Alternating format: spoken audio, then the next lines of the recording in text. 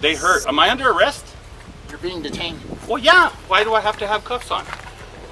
You've heard of criminals resisting arrest in the most hilarious ways, but guess what? Cops under arrest are no better. Corrupt cops who get arrested by their own teammates kick up just as much fuss as any other hooligan out there. Watch as we show you what happens when corrupt cops realize they've been caught. Sheriff James Luen. It was a calm summer morning in Rio Arriba County when a squad of cars showed up to surround Sheriff James Luen's home just as he was leaving for work. All dressed up in his sheriff's uniform, he was on his way to work when a squad of cars surrounded his house, and out came two of his deputies to arrest him. Undersheriff Trujillo pulls up at the scene. Watch his confusion as he tries to get to the scene, but is blocked by the FEDD. Executing a search warrant. Sheriff Luen. Search warrant for him or? For the building as well. I have no idea. Watch how Luen's trusty undersheriff got out of his truck ready to take care of whatever mess the sheriff has got himself into. But that's not gonna happen. Not on this officer's watch. No, I can't have you enter the scene. You guys are man. The officers have Luen detained in handcuffs. He tries to talk to his friend and tells him he has no idea what is going on. The officers yank him back and tell him to not move around. Luen throws a fit about the press, picturing him in handcuffs. They take him to the opposite side of his truck. I got the press out here taking pictures of me in handcuffs.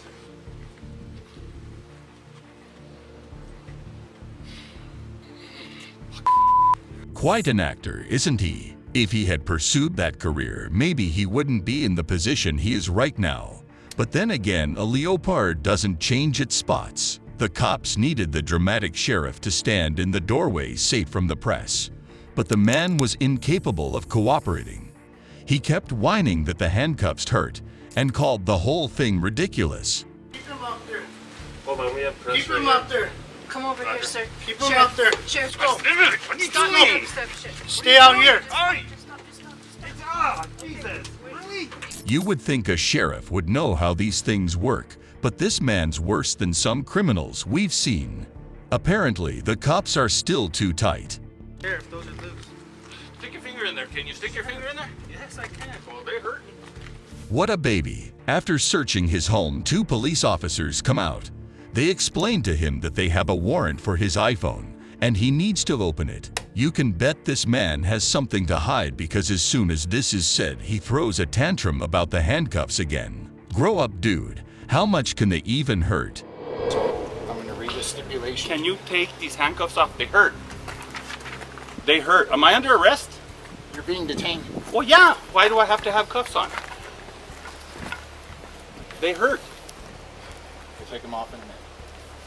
This won't take long. The police officer explains that he has been detained, not arrested, and if he just opens his phone for the officer, he can go free. All he needed to do was put his passcode in himself and let the officer have his phone. Easy enough, right? Not for Sheriff Luen. In a classic crook move, he invokes his right to an attorney. I have a right to an attorney, correct? You do. Okay. And I'm not questioning you. I'm invoking my right to an attorney right now. Okay. Do you understand that? So, take him in.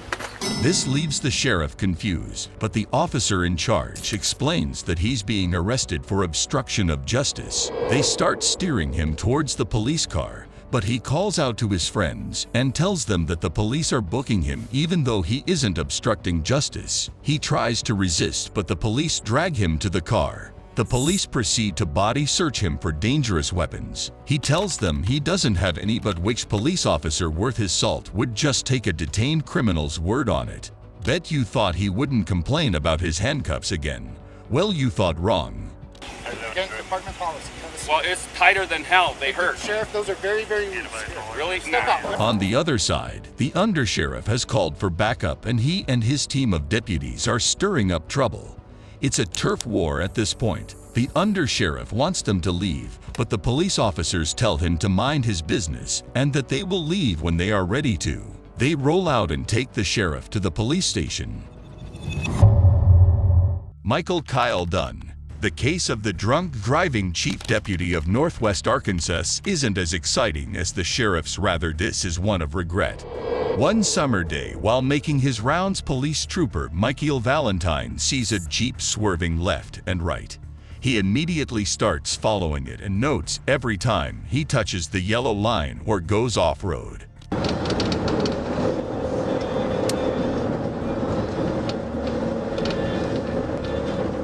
Touching the yellow line twice, touching the white line,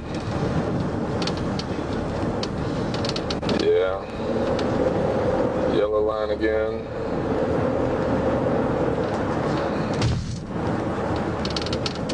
The way the Jeep is roaming all over the road is a recipe for disaster. The trooper turns on his siren and gives it a little chase until the driver pulls his Jeep up for inspection. This is where it gets weird. Watch as the driver just mumbles incoherently, cluing the trooper in on what the actual problem is. Hello? Hey. I'm Trooper Valentine, Arkansas State Police. Stopped because you look like you're having trouble controlling your vehicle. All right, what's going on? A lot. I got Your arm? Okay, where is it? Huh? It's on your chest? Huh? Been drinking a little? Yeah. Okay. Looks like the driver is as drunk as a skunk. He says his arms are the problem and that they're on his chest. I sure hope the man wasn't driving with no hands. At this point, the trooper is sure the man has had a few drinks, and he confirms he has. The trooper asks for his driver's license and asks him to step out of the car, and finds out that he's a chief deputy. He tells him he should know better. If you are impaired, there's nothing I can do for you. Okay? Okay. Because it's not, it wasn't my choice, whatever you've done. And, you know, my job's gonna be on the line just like yours is, okay? You got gum in your mouth? Ladies and gentlemen, that's one honest trooper right there. He's not giving the chief deputy a pass because of his station and is following protocol. He calls him back to his car to test his alcohol level. This is where he shows his first bit of reluctance. The deputy has crossed the state lines. So instead of Arkansas, the trooper now has to take the drunk deputy all the way to Boone. This puts the deputy in a bad mood, and he asks the trooper to give him a break. It's a solid no from his side. Like I said, it's not my choice. Can't give me a break, man. You know I can't. Absolutely can't. It's on camera. I can't do anything about it. I've got family out here on this highway. I'm sure you do too.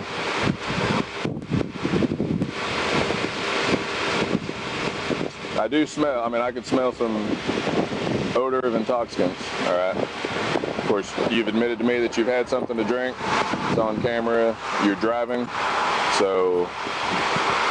At this point, the trooper tells the deputy everything's on camera, and he smacks his head as if things just went out of his control. He tells the trooper that he could lose his badge for this, but the trooper straightforwardly says it's not his fault. This guy's not giving any sympathy to the drunk driver, and isn't this one of the best things we've seen all day? Seriously. I can't do that. I can't, without testing you, yes, seriously. You know that I have no discretion when it comes to DWI. No, it's not. We've got cameras, we've got everything else. It's not like it used to be. It's soon clear to him that the trooper isn't going to budge from his stance, and instead of taking the test, the drunk deputy chooses to go to jail.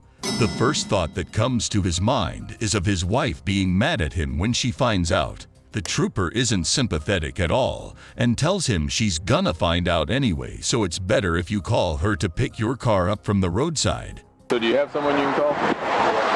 Okay, well go ahead and get them on the phone, okay? Phone in your truck? Yeah. Well, I know you don't want to, but like I said, I mean, I don't want to either. Normally, when someone is caught doing something wrong, they can at least pretend to be remorseful. This drunk deputy acts as if he's doing the trooper a favor by complying with the standard protocol. He has the audacity to tell the trooper this is all bullshit when the trooper's doing him the professional courtesy of changing protocol so he isn't cuffed behind his back. All right, I will do you the professional courtesy if you want. I can just cuff you in the front, sit you in the back of my car. You want to do that? Or you rather have him behind your back? Cuff me. Seriously? Like I said, it's policy. Yeah. All right? Yeah. You want me to follow policy? I think it's bullshit, by the way, but Okay. yeah. I'm gonna get my pills out there. I have to have them. Okay, what are they for? They both wait for the deputy's wife to come get the Jeep. The deputy sullenly tells the trooper he doesn't think he's drunk enough to be arrested, and the trooper reminds him that he could always take the test. That shuts him right up. After a pause, he tried to make his case to the deputy again, telling him that 15 years of his life devoted to law enforcement would go down the drain with this one offense. 15 years law enforcement. I mean, like I said,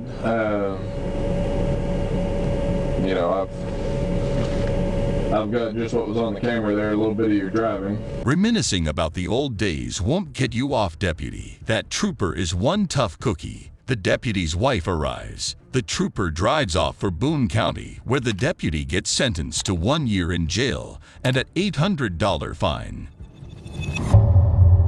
You'd think the people who enforce the law would know the law, but that's not the case for these corrupt cops.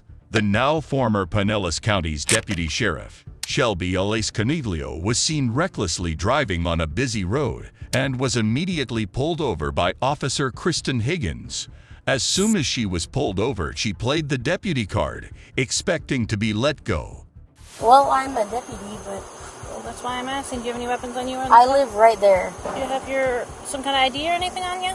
My ID is not here, but I'm a Pinellas County deputy. Okay. Higgins was having none of that and proceeded to ask her the routine questions. She asked for any type of identification, and Caniglio just kept repeating that she was a Pinellas County deputy with a smile. I think she wanted the officer to take the hint and let her go. Do you have your registration with your name on it or anything? Well, this car is not mine, so... Okay. Do you have anything with your name on it? Can I see your driver's license? Sure. Do you have your work ID? No, it's at home in my cruiser. Okay. A female officer came over to talk to her. Caniglio pretended as if she wasn't rashly driving. If you think she didn't name-drop her designation once more, think again. She told this new officer she was a deputy, and she just wanted to go home. The female officer left to check some details with Officer Higgins, leaving her with a male officer. This is where Caniglio's true nature came out and her whole demeanor changed. I could get out, I could get in. I mean, you could come in. No. I don't know. Whatever you guys want to do, whatever it You're is. good. I live at that light right there. So if you want to hang out, if you don't want to hang out. Eventually, they ask her to exit the car for some routine tests. This just made her show even more attitude to the cops. Like she can't believe that she of all people has to go through this. Officer Higgins tells her to prove she's safe to drive, and they'll let her go scot-free. I don't have a choice. It's Yes, the same you for do. anybody else. No, yes you do. I can't treat anybody any differently.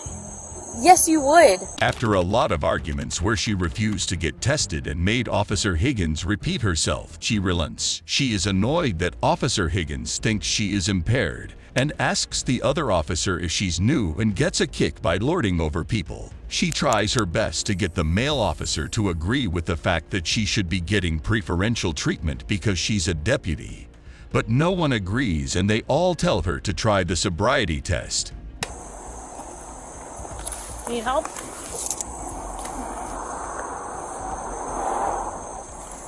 Careful. All right. Sammy, you come up? Needless to say, she doesn't do well on the test, and Officer Higgins reads Caniglio her rights. Officer Higgins asks a couple of questions, and Caniglio's answers are all over the place. She is now being extremely rude and outright lies that she didn't have anything to drink. This is the last straw, and Officer Higgins handcuffs Coniglio and puts her in the back of the police car. Justice has been served to this snobby deputy. John A. Chu. You know what's worse than overspeeding in a suburban area? Being drunk and overspeeding in a suburban area. On April 27, the police received a call from a concerned citizen about a black Chevrolet truck that was overspeeding and recklessly driving. The police followed the truck, and its dangerous swerving was caught on camera for all to see. They stopped the car, and the man inside was a New Jersey police lieutenant.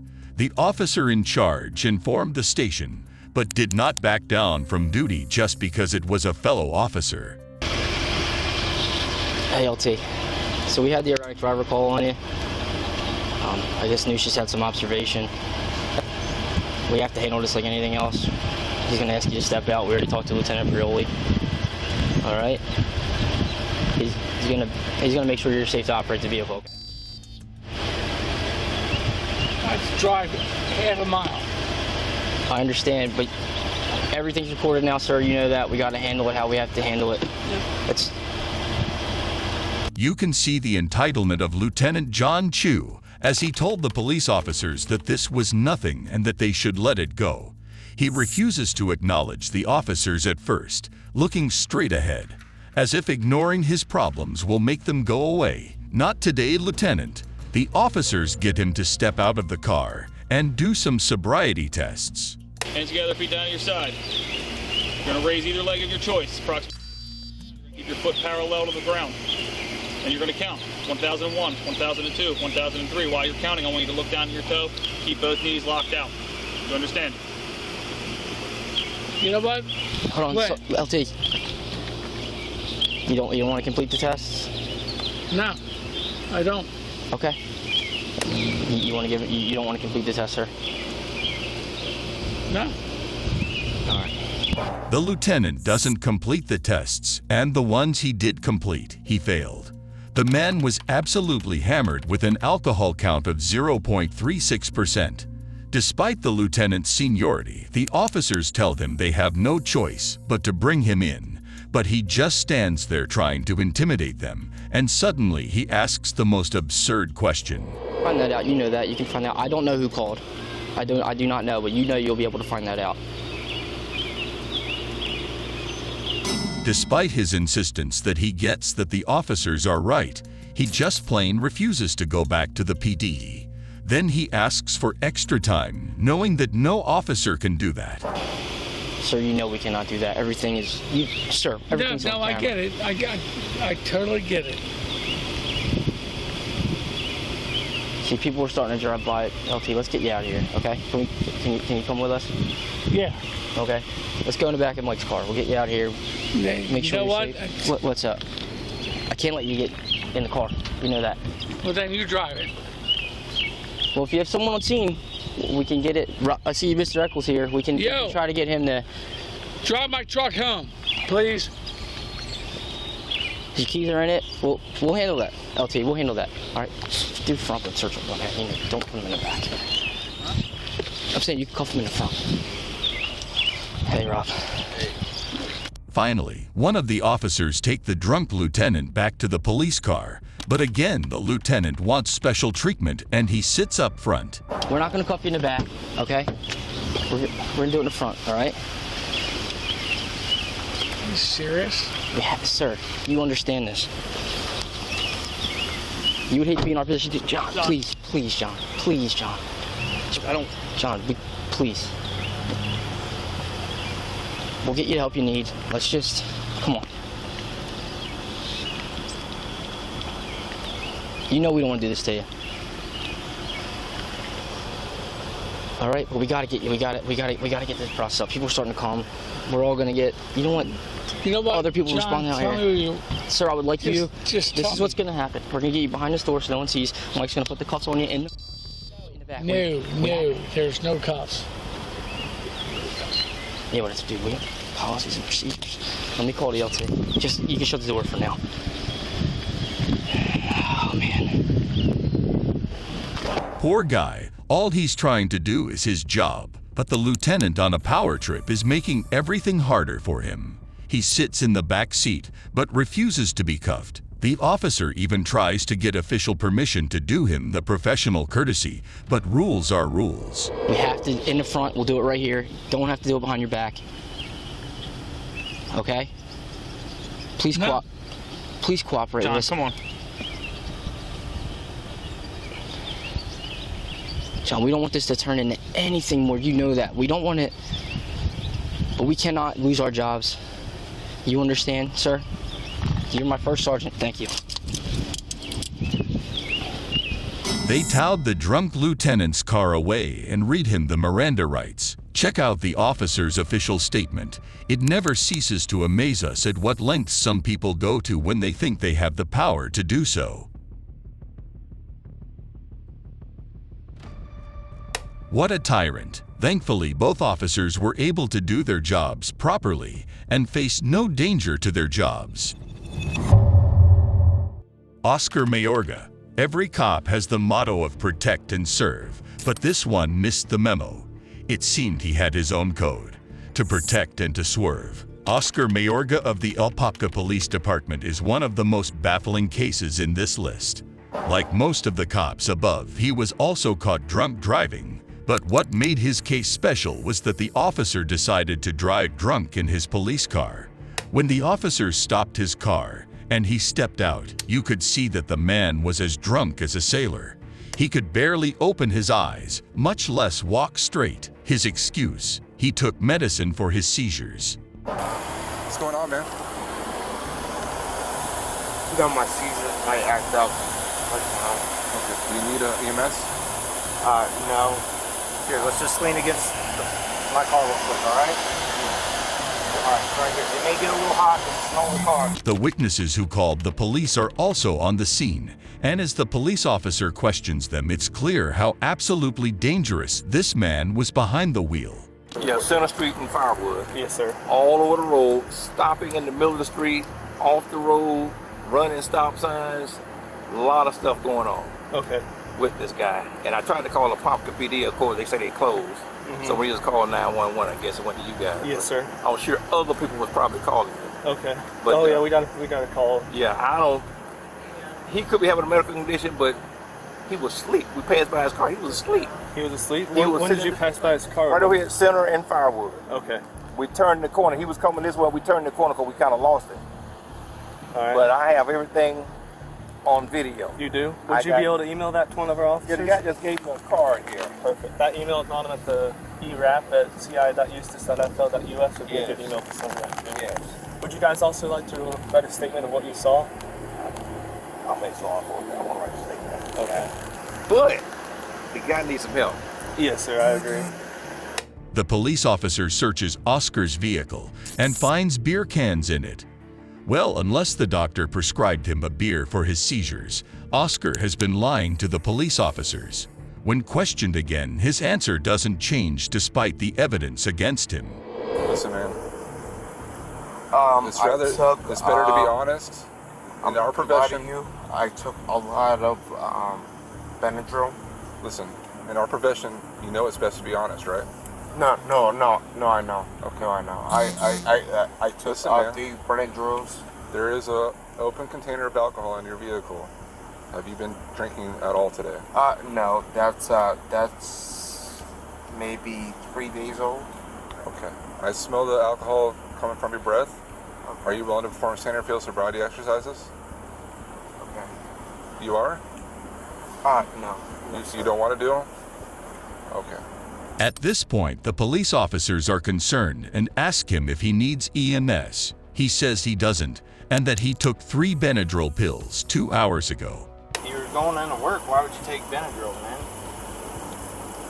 You know Benadryls make people sleepy. I was trying to go to sleep. You miss your shift? Are you scheduled to work today? Yeah. You see where we're coming from, man? You're not making any sense. No. The officers are in disbelief, and as they further question Oscar, it's clear he has no idea where he is and what's been going on. They get him to take his vest off and load him up on the stretcher. They read him his rights and take his alcohol test, which amounts to 0.39, which is 5 times the legal limit. That gets him a ticket straight to jail. Donovan William Roes. This is so far the worst example of a cop abusing his authority. This drunk cop, Donovan Roes, drove 110 miles per hour, swerved all over the place, and barely missed other vehicles. The cops gave chase and he tried outrunning them. Finally, when there was nowhere to run to, he stopped his car, and that's when the officers arrest him. Yeah? I know that's what we're supposed to do, but unfortunately I can't do that.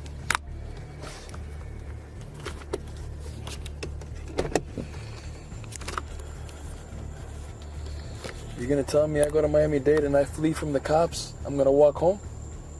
Is that what you're telling me? He got arrested and in the car, he tried to convince the officer in charge to just let him go. You know how many people are involved in this? Yeah, we are. And if I came to your county and I put you in this position, you take me home. You take me home after your sergeant shows up on scene and everybody's got cameras? Yeah? I know that's what we're supposed to do, but unfortunately I can't do that. An officer sat him down to take the breathalyzer test and asked for his details. He refused to do anything and just told the officer to call the PBDA. The officer informed him he's allowed to do that only after he's done with answering the questions. The officer read him his crimes, and Donovan was shocked that it mentioned fleeing. DUI? Fleeing? Fleeing. Brother, really? I pulled over. Oh man, you pulled over after almost 5 miles. Really? I didn't even notice you, bro. And I'm sorry about that, but like, I pulled over as soon as I noticed you. That's crazy. Oh man, you know I want to talk to you.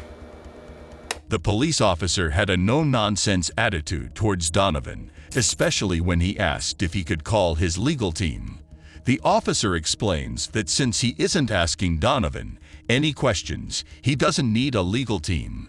He argues about calling PBDA and the fact that the officer called this a fleeing case. I promise, but I don't have any doubt that they'll let you out. What are you talking about? Fleeing, brother? Really? That's good, brother. But this isn't where he stops. Despite the officer's warning that he didn't want to listen to any sort of accusations, Donovan went ahead and whined to the officer that if it were him in the officer's place, he would have never done this to him. He also accused the officer of ruining his career. I never fled. Okay. Nigga, I would never do this. Okay. Do that. Missing me in the eye, like whatever. But fleeing, really, what the fuck is that? That's literally like you trying to launch me, bro. Bro, literally, that's doing me dirty, bro. Boss man, I gave you a job, whatever it is, what it is. 3 cop cars behind you. They literally lit you up right next to you. They lit you up next to you, and you still kept going at 111. Next over. to you, next to you. And I pulled over, right? No, bro. No, you didn't pull over. You went for another 3 miles. And what's 3 miles? Literally, right there, right? I literally saw that next turn. Boom, pulled over. Listen. Cállate. No digas más nada. But I literally pulled over, don't say bro. anything else, bro. I literally pulled over. Don't say anything else. As soon as I saw the red and blues, pulled over. Okay. That's it. That's all. All right. In the end, the officer read him his rights and asked him if he wanted to refuse or comply with the breath test. I know you want legal advice, but I gotta remind you. Right now, your right to an attorney doesn't attach when it comes to the breath test. You already consented to the breath test when you got a Florida driver's license. You know that. So all I gotta do is read this to you and you make a decision as a big boy knowing your agency's policies and these consequences, okay? Tell me what you want to do. Refuse. Refuse? Okay. I'm going to ask you one more time when the instrument's ready. And I'll just mark it as a refusal. Refuse. Well, that basically confirmed his guilt. Donovan tried his best to try and get out of the situation using his status as a cop, but the cop who booked him was no crook. Well, there you have it. From the defenders of law to its breakers, it's quite the twist when the tables turn. Corrupt cops facing justice from their own ranks sure brings drama like no other. We'd love to hear your thoughts on these surprising arrests. Curious for more eye-opening tales? Don't forget to subscribe. Till next time, stay informed and stay safe.